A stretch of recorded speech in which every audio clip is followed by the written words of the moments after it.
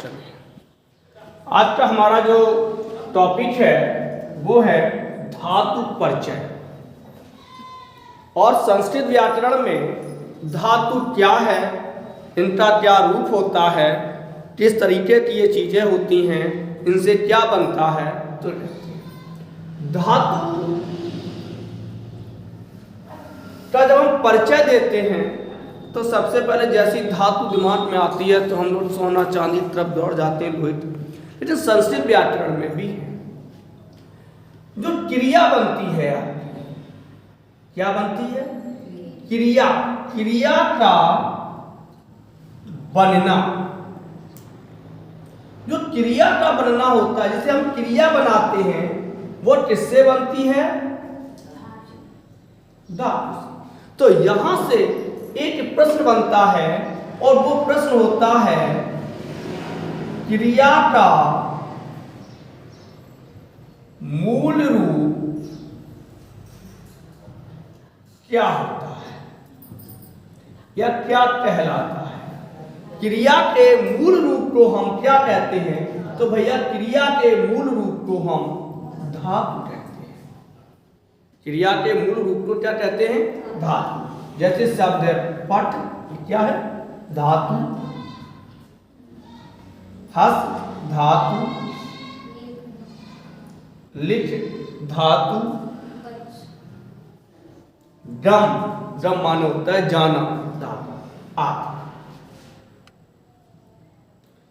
अब आपने देखा होगा जो अब सबसे पहले धातु के क्रिया के मूल रूप को हम धातु कहते हैं, फिर हमारी क्रिया बनती है। धातु से तो क्रिया बनती है प्रत्यय लटने पर।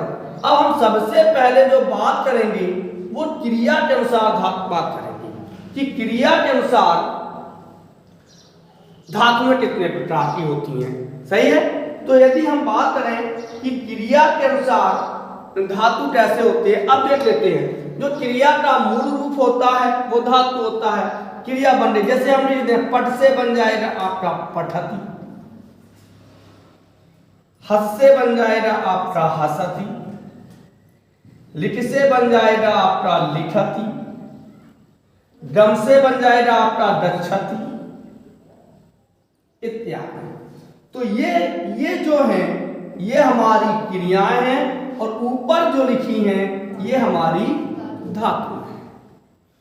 प्रश्न पूछ दिया जाए कि लिखत में कौन सी धातु है, तो लिखत में लिख धातु है। पठति में कौन सी धातु है, तो पठति में पठ धातु है। डम में कौन सी धातु है या गच्छति में कौन सी धातु है, तो डम धातु है। डम माने जाना होता है, वो डम नहीं कि मुझको भी डम ने मारा, तुमको भी डम ने मारा। अब डम किसी को नहीं मारता है। तो क्रिया के मूल रूप को हम धातु कहते हैं। थोड़ा सा और आगे बढ़ते हैं कि धातु जो होती है वो क्रिया का मूल रूप होती है। धातु क्या होती है? क्रिया का मूल रूप होती है। और इन धातुओं के दो भेद हो जाते हैं। इन धातुओं के कितने भेद होते हैं? दो भेद होते हैं। तो हेडिंग हम लोग डाल सकते हैं धातु के भेद। धातु के भेद। धातु के दो भेद होते हैं। पहला भेद होता है आपका सकर्मक धातु में, सकर्मक धातु में तथा अकर्मक धातु। बड़े सरल तरीके से आप पढ़ो, कोई टेंशन नहीं, और जहां समझ में ना आए वहां आप बता सकते हो। पहली होती है सकर्मक धातु में, दूसरी होती है अकर्मक धातु। सकर्मक शब्द बनता कैसे है? सा धन टर्म धन अट प्रत्यय, यानी ऐसी धातुएं जो जिसका प्रभाव, ऐसी क्रियाएं जिनका प्रभाव कर्म पर पड़ता हो, उन्हें हम सकर्मक धातु कहते हैं। उन्हें क्या कहते हैं? सकर्मक धातु। यानी वे धातुएं जिनका प्रभाव या जिन धातुओं का फल कर्म पर पड़ता है। देख सकते हैं यहां पे जिन धातुओं का फल, प्रभाव, प्रभाव ना लिखे फल लिखे, फल टर्म पर पड़ता है, टर्म पर पड़ता है, उन्हें क्या कहते हैं? सकर्मक धातु कहते हैं। उन्हें क्या कहते हैं?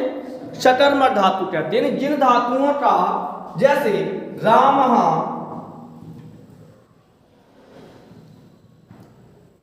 पुस्तकम, या ऐसे लिख दीजिए पुस्तकम पठति, रामः पुस्तकम पठति। अब हम कैसे जानेंगे कि किसका प्रभाव, धातु का प्रभाव टर्म पर पड़ता है? जैसे शब्द है कहा पठति, गलत। कहा माने होता है कौन पढ़ता है? राम पढ़ता है, रामः पठति। क्या हो जाएगा? रामः पठति। अब देखिए रामः किम पठति, किम पठति, राम क्या पढ़ता है? उत्तर मिलेगा पुस्तकम पठति, रामः पुस्तकम पठति। तो यहां देखिए जो पठ क्रिया है, पठति क्रिया है, इसका सीधा प्रभाव किस पे पड़ रहा है? पुस्तक पे पड़ता है कि राम क्या पढ़ता है, राम पुस्तक पढ़ता है। यदि क्या लगाने पर हमें कोई उत्तर मिलता है तो वो सकर्मक धातु होती है। कैसी होती है? सकर्मक धातु होती है। और इन सकर्मक धातुओं के दो भेद होते हैं, इन सकर्मक धातुओं के भी दो भेद होते हैं, उस पर थोड़ी सी चर्चा कर लेते हैं। जैसे सबसे पहले सकर्मक धातुएं में पहली आती है एक कर्मक धातु, एक कर्मक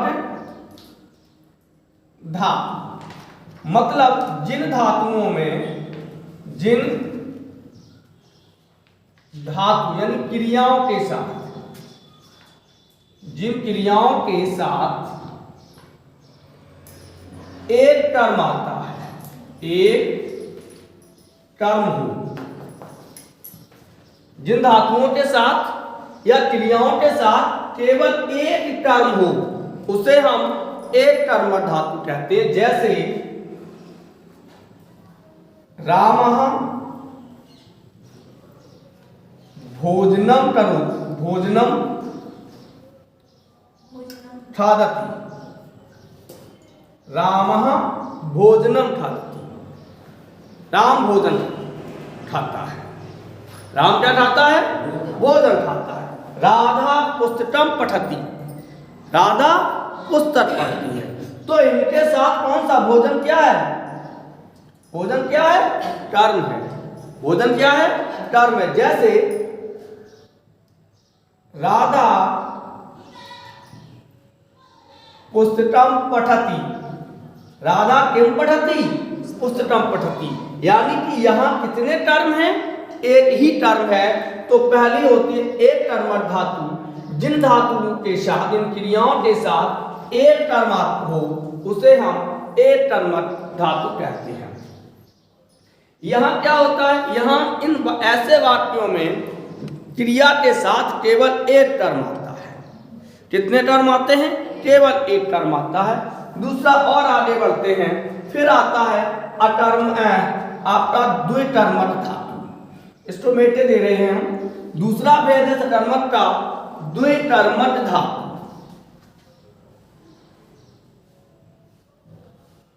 द्विकर्मक धातु ऐसी धातु, ऐसी क्रियाएं,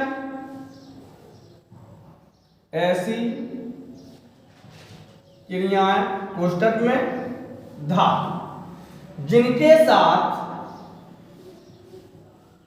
जिनके साथ दो टर्म होते हैं। कितने टर्म होते हैं? दो टर्म होते हैं, दो टर्म होते हैं, उन्हें हम द्विकर्मक धातु कहते हैं। यानी संस्कृत में कुछ क्रियाएं ऐसी होती हैं जिनके दो टर्म होते हैं, उन्हें हम द्विकर्मक क्रिया कहते हैं। उन्हें क्या कहते हैं? द्विकर्मक धातु कहते हैं या द्विकर्मक क्रिया कहते हैं। जैसे आप देखिए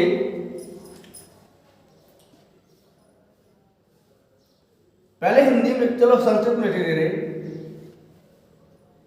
राधा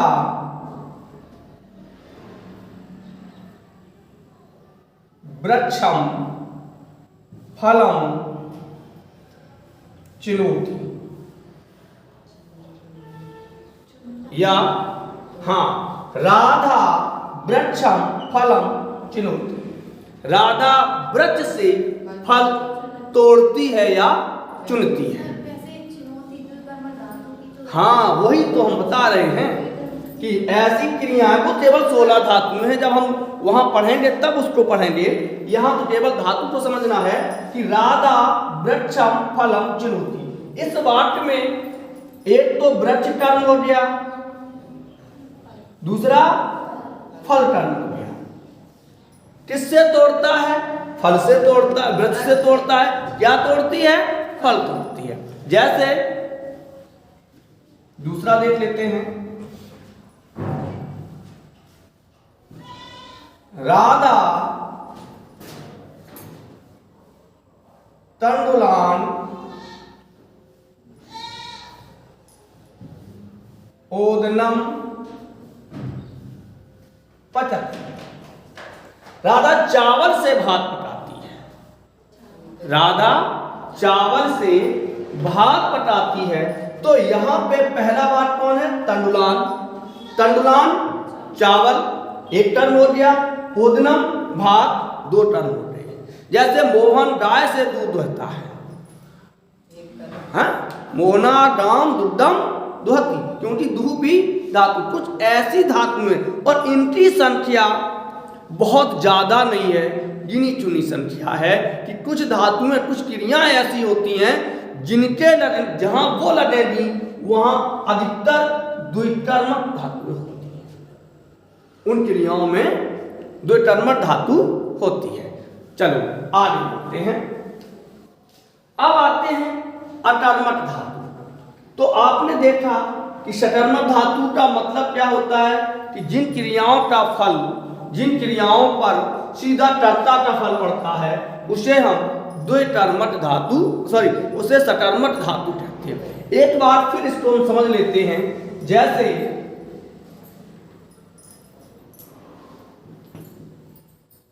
मोहन मोहना पुस्तकम पठति, कौन पुस्तक पढ़ता है? मोहन पढ़ता है। मोहन क्या पढ़ता है? पुस्तक पढ़ता है। तो पुस्तक क्या हो गई? कर्म हो गई।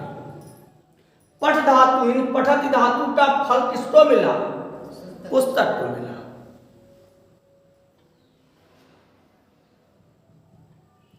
गीता भोजनम खादति,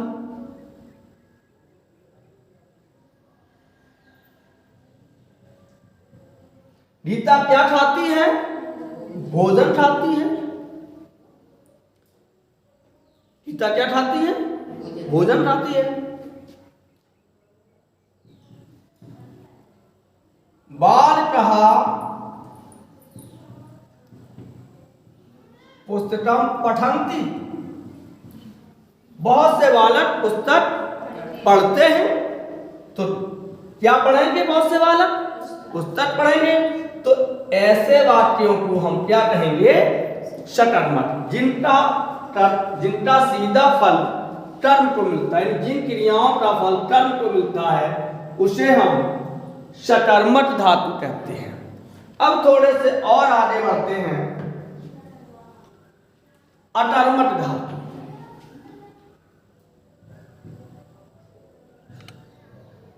अकर्मक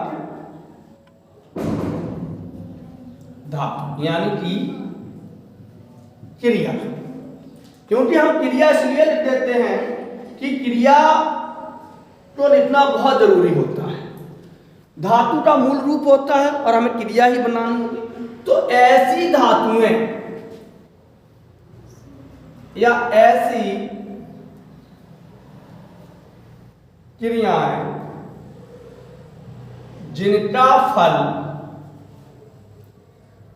सीधा कर्ता को मिलता है, किसको मिलता है? कर्ता को मिलता है। हो सकता है हमारी परिभाषा किताबों से भिन्न हो कि ऐसी धातुएं जिनका फल सीधा कर्ता को मिलता है, यानी जिन धातुओं का फल, जिन धातुओं का फल कर्ता पर पड़े, जिन धातुओं का फल किस पर पड़े? कर्ता पर पड़े, उसे हम कहते हैं अकर्मक धातुएं। जैसे राम हसति, राम हंसता है। अब बताओ राम क्या हंसता है? केवल हंसता है। विशेषण तो बना सकते हैं कि धीरे से हंसता है, जोर से हंसता है, हा हा करके हंसता है, लेकिन राम गजहा चलती, गजहा चलती, हाथी चलता है, हाथी चलता है। क्या चलता है? नहीं, कौन चलता है? इसकी कौन चलता है? तो हाथी चलता है। क्या शब्द लगाने पर या किम शब्द लगाने पर हमें केवल कर्म की प्राप्ति होती है? किम शब्द लगाने पर हमें किसकी प्राप्ति होगी?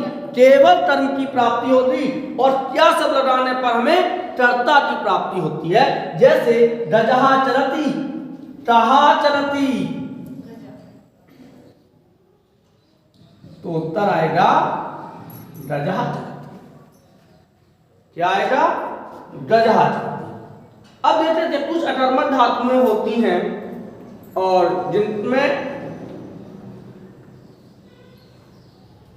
जैसे प्राप्त करना है, लव माने प्राप्त करना, लव माने, क्रीड माने खेलना, ये भी अकर्मक। क्या खेलता? हाँ, कभी, क्योंकि ये दोनों में आएगा, सकर्मक में भी और अकर्मक में भी। अब थोड़े से और आगे चलते हैं। इन धातुओं को हम पुनः दो भागों में बांटते हैं। सकर्मक और अकर्मक को हम पुनः दो भागों में बांटते हैं, और जहां से आपके प्रश्न आते हैं, पेपरों में पूछे जाते हैं, क्योंकि परिचय है तो हम देख लेते हैं कि इनको हम दो भागों में फिर बांटते हैं। कितने भागों में बांटेंगे? दो भागों में। और दो भागों में बांटने के बाद फिर इसको हम तीन भागों में बांटेंगे। या सीधे सीधे यही मान के चलते हैं कि हम धातु को तीन भागों में बांटते हैं। कितने भागों में बांटेंगे? तीन भागों में। पहली परस्मय पदी, परस्मय पदी धातु। अब हम लोग सीधे संस्कृत में चल रही। अभी तक तो आपको समझाने के लिए हमने क्रिया लिखी थी। किसके लिए? समझाने के लिए क्रिया लिखी थी। परस्मय पदी धातु। फिर कौन होती है? आत्मेय पदी धातु। और फिर होती है उभय पदी धातु। ये सब बहुवचन में धातुएं शब्द होना चाहिए। परमेश पदी धातुएं, उभय पदी धातुएं और आत्मेय पदी धातुएं। तो सबसे पहले हम बात करते हैं परमेश पदी धातु पर। परमेश पदी धातु क्या है? ऊदम बिल्कुल नहीं, बिल्कुल आराम से बैठिए, कोई दिक्कत नहीं। हाँ, वो गीत याद रखिए कि मुझे नींद ना आए, मुझे चैन ना आए, ना जाने कहां, अब पता नहीं क्या हो गया। परस्मय पदी धातु जो हमने अभी आपको सकर्मक क्रिया बताई थी। कौन सी बताई थी? सकर्मक क्रिया। सेम परिभाषा ला के आप परस्मय पदी धातु में रख दीजिए कि जिन धातुओं का प्रभाव, जिन धातुओं का फल किस पे पड़े? कर्म पर पड़ता है। कर्म पर पड़ता है।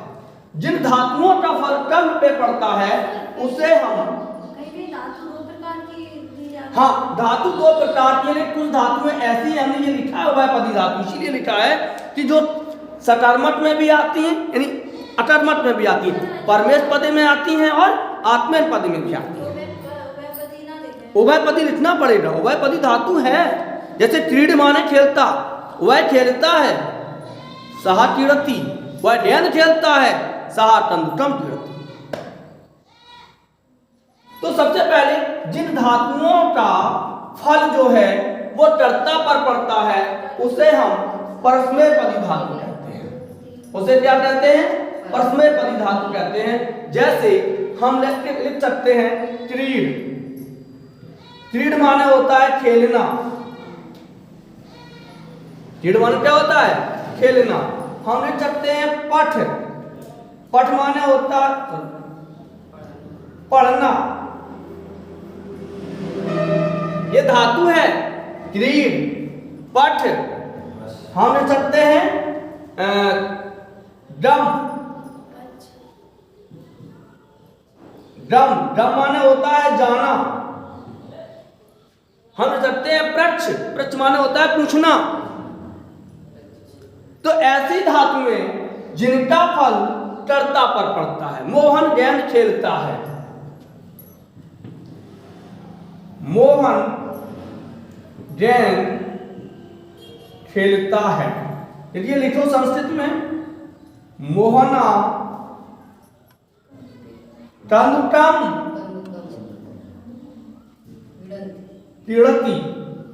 अब कंकेन नहीं, अगर वो यहां होता कि गेंद से खेलता है तो टर्न, क्योंकि हमें टर्न को देखना है। किसको देखना है? टर्न को देखना है। तो मोहना तंडुलम क्रीडति, मोहन गेंद को खेलता है। तो यहां क्रीडति धातु का प्रभाव किस पर पड़ा? टर्न पर पड़ता है। जैसे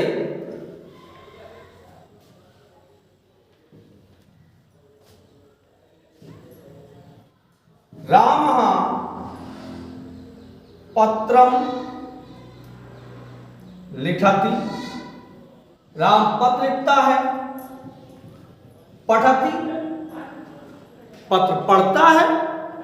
तो रामः पत्रम लिखति, राम क्या लिखता है? पत्र लिखता है।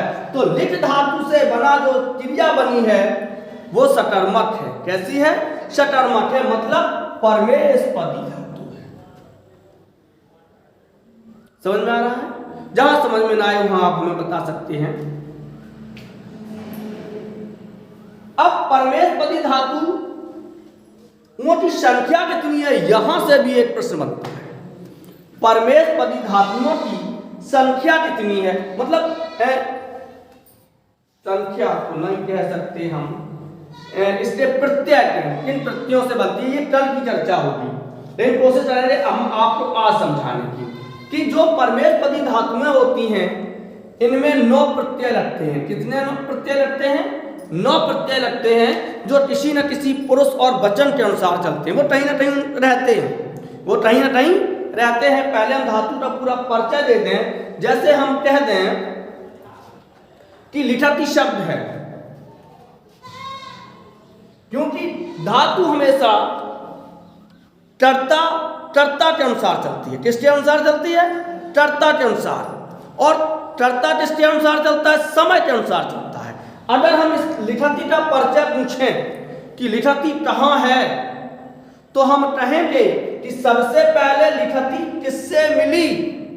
लिखति किससे मिली? तो सबसे पहले तो लिट हो गया धातु। क्या हो गया? लिट हो गई धातु। फिर ये किससे मिली? तो तिप प्रत्यय से मिली। किससे मिली? तिप प्रत्यय से मिली। अब इसमें बीच में और एक चीज हमने आपको बताई थी, विकिरण। हैं? क्या बताए थे? विकिरण। ये बहुत मतलब इसको हम बाद में आपको समझाएंगे ये कैसे बनती है, धातु में कैसे बनती हैं। लेकिन चलो हम अभी बताए दे रहे हैं। इसमें मिलती है विकिरण, और जब विकिरण मिलेगा तो हमारी धातु बन जाएगी पठति। कौन सी? पठति। सब प्रत्यय मिलेगा, सब, तभी तो होगा। तो पठति बन गया। अब पठति कहाँ है? तो सबसे पहले भैया पठति लकार में है। अब कौन से लकार में है, किस समय में है, लट लकार में है, किस में है, किस वचन में है, तो एक वचन में है, किस पुरुष में है, तो प्रथम पुरुष में है। तो ये चीजें हम बाद में आपको बताएंगे जब लकार पढ़ाएंगे। आप केवल आज धातुओं को देखिए कि धातु क्या है, धातु किसे कहते हैं। तो परमेशपदी धातु, अगर प्रश्न आता है कि धातु में कितने प्रकार की होती है संस्कृत में, तो 3 प्रकार की होती हैं, परस्मैपदी, आत्मेयपदी और उभयपदी। कुछ धातु में ऐसी होती हैं जो दोनों में आती हैं, जो तटस्थ रहती हैं। अब चलते हैं आत्मेयपदी, ये चीज समझ में आ गई। अब चलते हैं आत्मेयपदी धातु। चलिए, आत्मेयपदी धातु,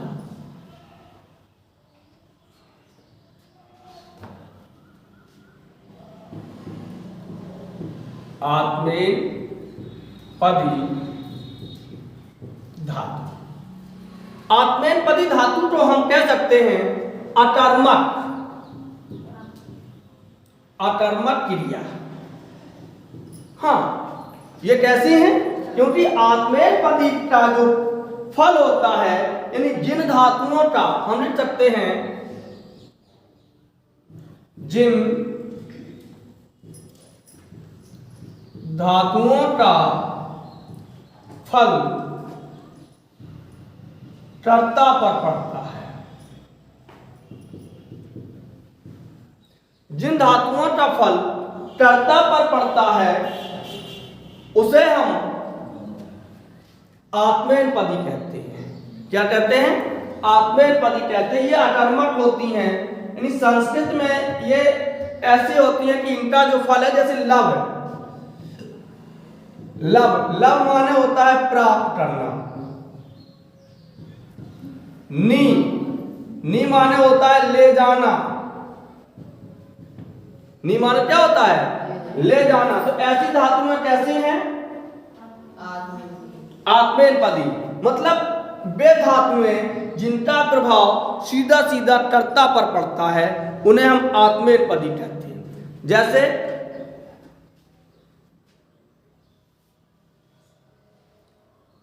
वह धन प्राप्त करता है, तो प्राप्त करना या ले जाना, ये कैसे हैं? आत्मेयपदी। आगे बढ़ते हैं, अभी तो बाद में और बताएंगे। अब आती है आपकी उभयपदी धातु। कौन सी? उभयपदी धातु। ऐसी धातु में या संस्कृत में हम यह कह सकते हैं कि जो धातुएं दोनों प्रकार का रूप रखती हैं। संस्कृत में कुछ धातु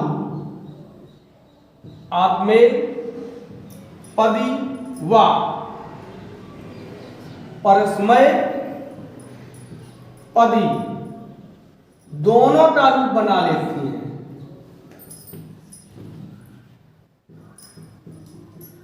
दोनों के रूपों में रहती हैं। उन्हें जिज्जी ढरे, कभी कभी तो शादी ऐसी हो जाती हैं कि वे दो तरफ से हमेशा एक से रात, यूं जिज्जी और हूं जिज्जी। सही है?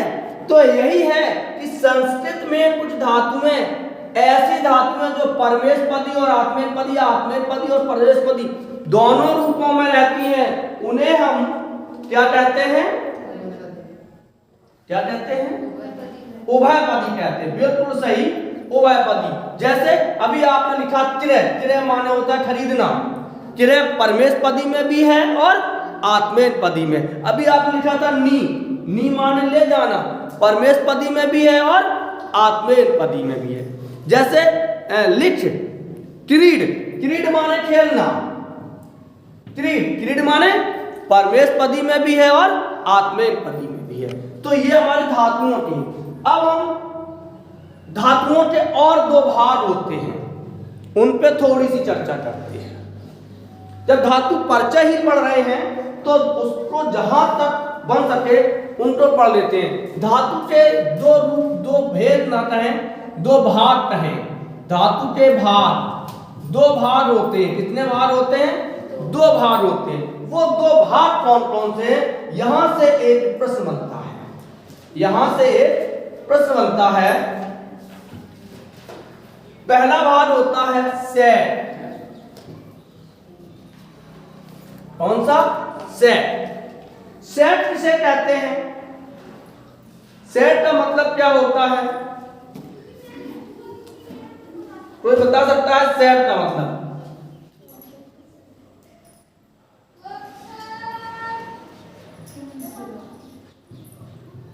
यासु, यासु माने जिनमें, देखो संस्कृत में लिखेंगे यासु क्रियासु, यासु क्रियासु इट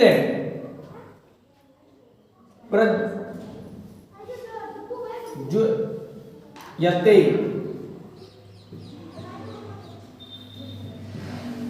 यासु क्रियासु इट प्रजुते ता क्रिया सेट इति, ता क्रिया सेट इति। अर्थात जिन क्रियाओं में इट प्रत्यय जुड़ता है, कौन सा प्रत्यय जुड़ता है? इट प्रत्यय। इनकी जिनकी धातुओं में ई शेष रहता है, क्या रहता है? ई शेष रहता है। इन ई इकारांत धातुएं जो होती हैं वो अधिकतर सेट होते हैं। वो क्या कहे जाते हैं? सेट। यानी जिन धातुओं में इट होता है, जिन धातुओं में क्या होता है? इट होता है। हिंदी में लिख दें एक बार, हिंदी में सुने। जिन धातुओं में इट यानी कि ई से बनती हैं, से बनती हैं या ई रहती है, उन्हें हम सेट कहते हैं। जैसे कौन सी धातु ई से बनेगी बताएं?